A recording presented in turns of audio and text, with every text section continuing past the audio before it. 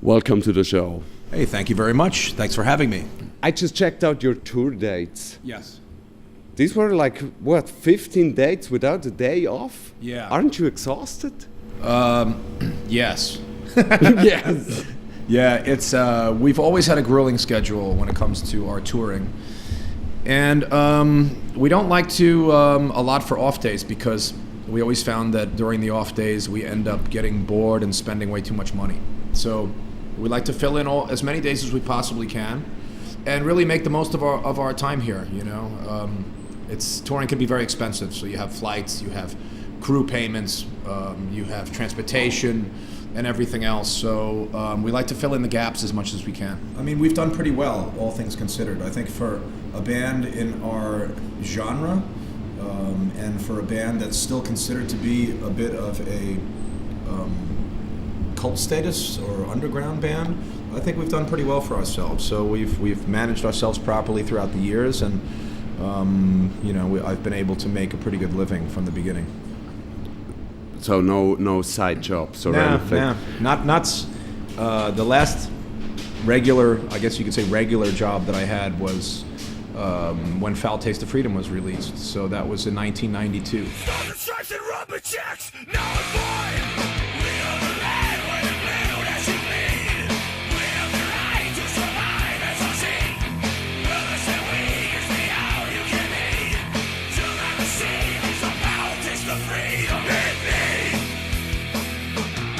How can a human being stay so pissed off? Well, a lot of the lyrics come from just sheer observation and just, going through the ins and outs of everyday life. I think that there's no shortage of things to be frustrated and angry about out in the world. You just have to turn on the television or listen to the radio or just go outside and see what's going on. So that makes you mad? I don't think that propane is really. I think it's more of we speak more of concern than from an angry standpoint. But I think in order for people to get the point, it needs to be delivered a certain way and with a certain amount of intensity to have it be the most effective. Then again, you have lyrics like "fuck it." Yeah. Was there ever a point in your career where you said just "fuck it"? Yeah, there were plenty of times. I'm one of these guys where I never blow up and kick people out of the band. I always give people the benefit of the doubt, and people that know me will tell you the same thing. All right. I always exhaust every situation probably more than I should. Yeah. And I really hope that things would somehow turn itself around. And ultimately I found that people would be leaving the band for their own situations in life. Yeah. So the last person I actually dismissed from the band, it was just due to a conflict of interest, and that was a drummer that we had named J.C. Dwyer, because he found himself taking on a job with Stefan Weidner, and he wanted to be in both bands, but we were touring at the same time. So you have to have some kind of priorities.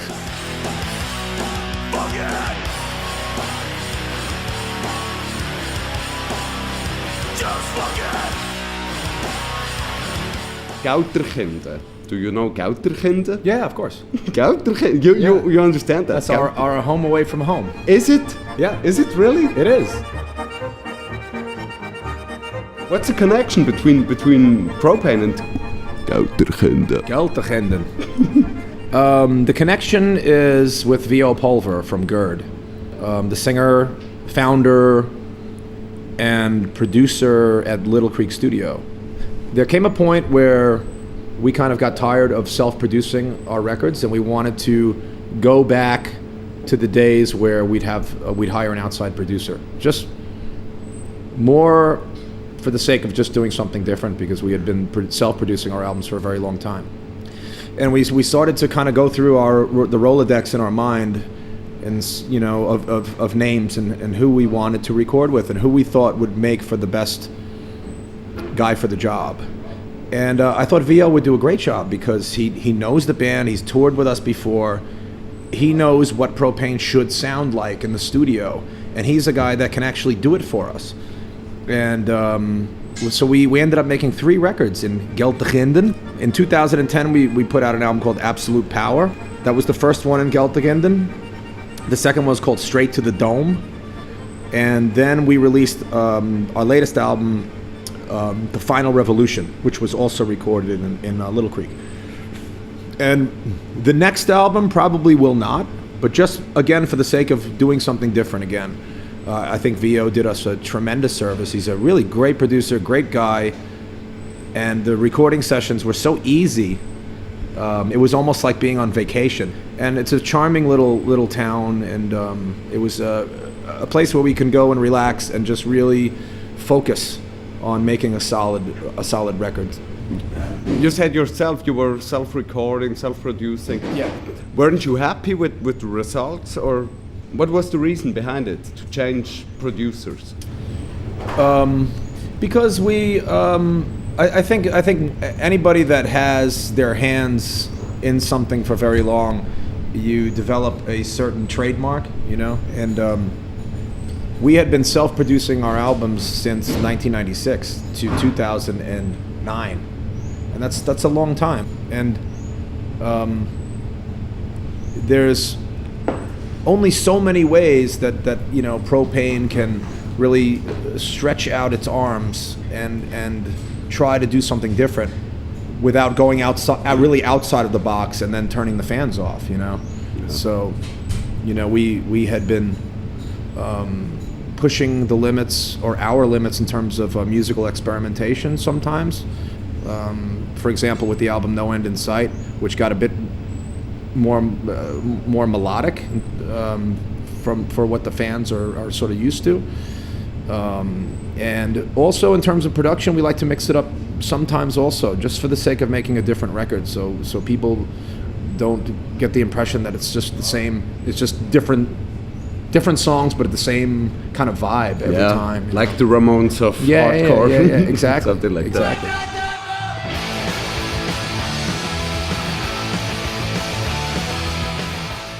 Do you still have these hardcore fans that are like, no, they're not playing an open E, that's not fine, that's not good? Yeah. It's, well, you sort of, when a band like Propane experiments musically, we find ourselves getting new fans, but we sort of trade them in for the fans that you lose. Yeah.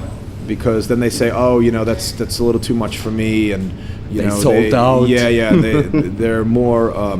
They like their Propane served up one way. Yeah. You know, and they don't really open their minds up and accept and appreciate something a bit different from the band.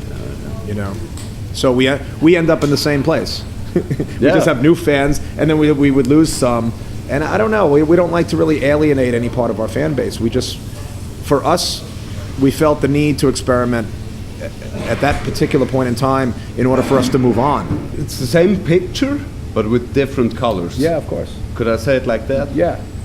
And it helped pave the way for the next few albums. You know, we found ourselves writing some really interesting stuff after that, and then sort of coming back full circle and writing, you know, stuff that was more reminiscent of the early days. Was that the reason why you did this cover album?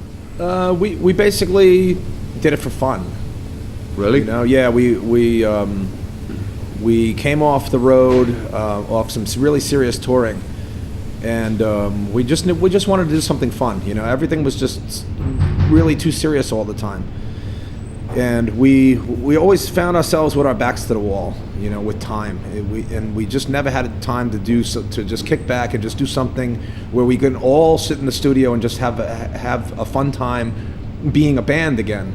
It was always that we had record company pressure, and okay, we need new material, let's get back in the studio, get back on the road, tons of interviews, everything else, and it was constant.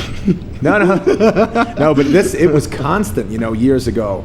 Depending on which label that we were on at the time, but sometimes it was very, very stressful.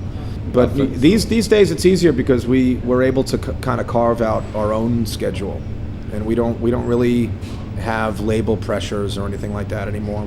We do our own thing, you know. on this covers album, were there any songs you would have loved to record, but they just wouldn't fit your style? Like I don't know, a Beatles song, or you know. Oh, I don't know. I don't think we really got that far. I think we only thought in terms of things that we could really pull off and represent, you know. Yeah, I would love to maybe do an old Rainbow song or something like that, you know. Right. But we'll do like Stargazer or something.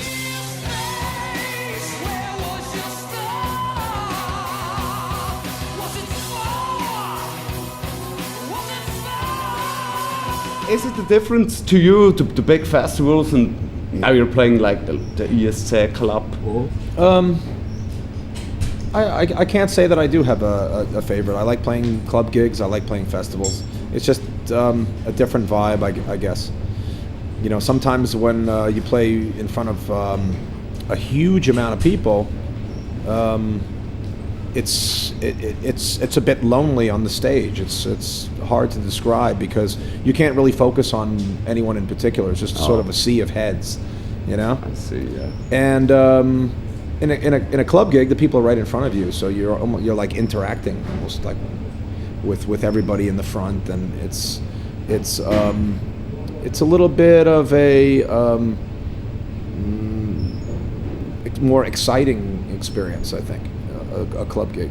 Okay. You know, festivals are cool. It's good for the band's career, obviously, all the time, because exposure-wise, playing a festival is great. But Propane is not a arena band, or, you know, we're a hardcore band, and hardcore bands were sort of designed for clubs. I think hardcore bands should be arena bands. Should be. Yeah, I really think so. Because my mother-in-law hates it, so I love it. Yeah. You know. Perfect. All right. That's hardcore. Parents hate it. Perfect. Yeah. Perfect. Thanks, man. Hey, thank you. I man. appreciate it. Thank you, man.